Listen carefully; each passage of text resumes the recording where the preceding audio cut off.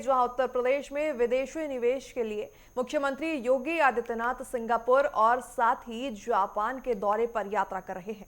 ऐसे में उत्तर प्रदेश की आर्थिकी के लिए ग्लोबल स्तर पर निवेश को महत्वपूर्ण माना जा रहा है। आपको बता दें कि सीएम योगी के इस दौरे का पहला पड़ाव सिंगापुर रहा और इसकी सफलता इस बात से आंकी जा सकती है कि सिंगापुर में पहले ही दिन 20,000 करोड़ निवेश पर प्रस्ताव हस्ताक्षर हुए। तो वहीं उनके जापान दौरे को लेकर भी बहुत अपेक्षाएं लगाई जा रही हैं। दरअसल जापान में भी सीएम योगी 8 बड़ी कंपनियों के प्रतिनिधियों से मिलेंगे। इस दौरान सीएम योगी और उनकी टीम जापान की मैग्लेव ट्रेन में भी सफर करेंगे। रिपोर्ट के जरिए समझिए।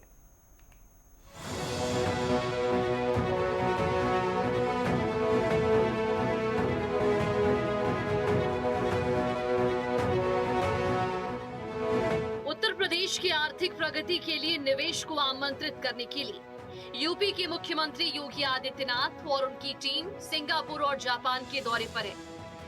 उनका पहले पड़ाव का पहला दिन ही शानदार रहा। सिंगापुर में पहले ही दिन सीएम योगी आदित्यनाथ ने 20,000 करोड़ के प्रस्ताव पर हस्ताक्षर किए।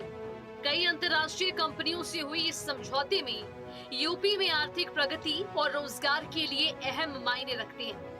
इसमें खासकर यूनिवर्सल एक्सेस ग्रुप की तरफ से प्रस्ताव को अहम माना जा रहा है। इसके तहत ग्रुप हाउसिंग लॉजिस्टिक पार्क और डेटा सेंटर परियोजना के लिए लगभग 6,650 करोड़ के 3 एमओयू पर साइन हुए। गोल्डन स्टेट कैपिटल ने 8,000 करोड़ के निवेश से 100 मेगावाट क्षमता का डेटा सेंटर बनाने की घोषणा की। कानपुर लखनऊ हाईवे में 650 करोड़ की लागत से लॉजिस्टिक पार्क बनाया जाएगा। स्टेट लिमिटेड के साथ भी बड़ा समझौता किया गया। नोएडा में 500 एकड़ भूमि पर सिंगापुर सिटी विकसित करने का प्रस्ताव जो है वो आकर्षक रहा।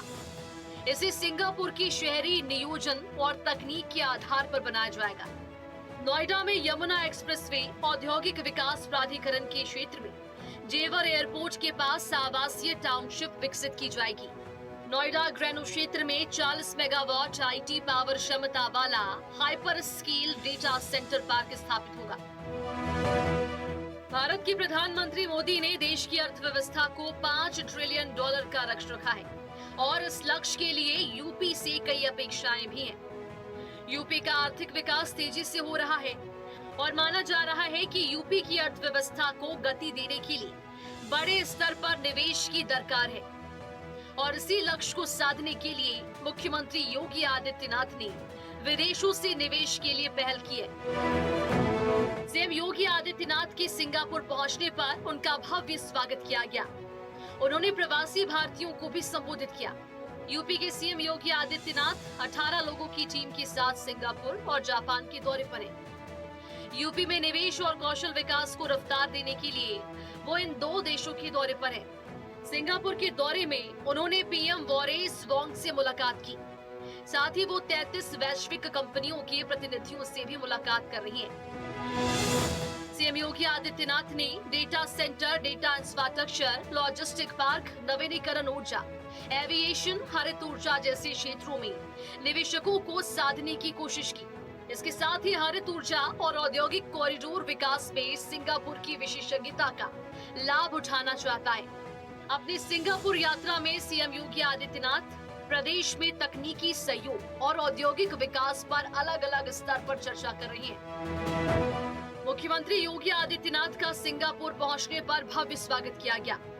सिंगापुर के अपने प्रवास में सीएम योगी आदित्यनाथ ने वन वर्ल्ड इंटरनेशनल स्कूल परिसर में आयोजित भव्य कार्यक्रम में प्रवासी भारतीयों को संबोधित किया। उन्होंने कहा कि यूपी की तस्वीर बदलने जा रही है। ये बीमारू राज्य की श्रेणी से बाहर निकल गया है और ये दंगा मुक्त और अपराध मुक्त राज्य है। इसीलिए निवेशकों का भरोसा और भी ज्यादा यूपी पर बढ़ा है। उन्होंने कहा है कि प्रधानमंत्री मोदी के नेतृत्व में नया भारत दुनिया को अपनी ताकत दिखा रहा है। उन्होंने विकास यात्रा में प्रवासियों को पार्टनर बनाने का न्योता भी दिया। उन्होंने कहा कि सिंगापुर में रह रहे प्रवासी भारतीय के यहाँ सांस्कृतिक राजदूत हैं। वैश्विक मंच पर भी वो अपनी बड़ी भागीदारी निभा रही हैं। उन्होंने जेवर इंटरनेशनल एयरपोर्ट और राम मंदिर के निर्माण के बाद राज्य के बढ़ते पर्यटन और एक्सप्रेस वे नेटवर्क का जिक्र भी किया।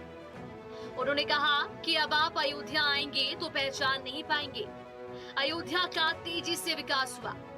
उन्होंने छात्रों, युवाओं और बच्चों से भी इस दौरान संवाद किया। सिंगापुर के बाद सीएम योगी आदित्यनाथ अपनी टीम के साथ जापान दौरे पर रवाना होंगे। यूपी को ब्रांड यूपी बनाने के लिए मुख्यमंत्री योगी आदित्यनाथ प्रयासरत हैं। जापान में सीएम योगी आदित्यनाथ 8 प्रमुख कंपनियों के प्रमुखों के साथ राउंड टेबल बातचीत करेंगे। सुजुकी कोबाटा के साथ उनकी प्रस्तावित वार्ता को लेकर खासा उत्साह है। टोक्यो इलेक्ट्रॉन और तोशिबा इलेक्ट्रॉनिक्स के साथ निवेश पर चर्चा होगी। मुख्यमंत्री योगी आदित्यनाथ मैग्लेव ट्रेन की भी सवारी करेंगे। ये ट्रेन पटरी से कुछ इंच ऊपर हवा में तैरती हुई आगे निकलती है। जापान में वो टोक्यो, ओसाका, क्योतो के गवर्नरों से मिलेंगे। वो जापान के प्रसिद्ध हनुमान मंदिर में दर्शन पूजन करेंगे। वो टोक्यो में निवेश के लिए रोड शो और भारतीय छात्र छात्राओं से संवाद करेंगे। News desk, network 10।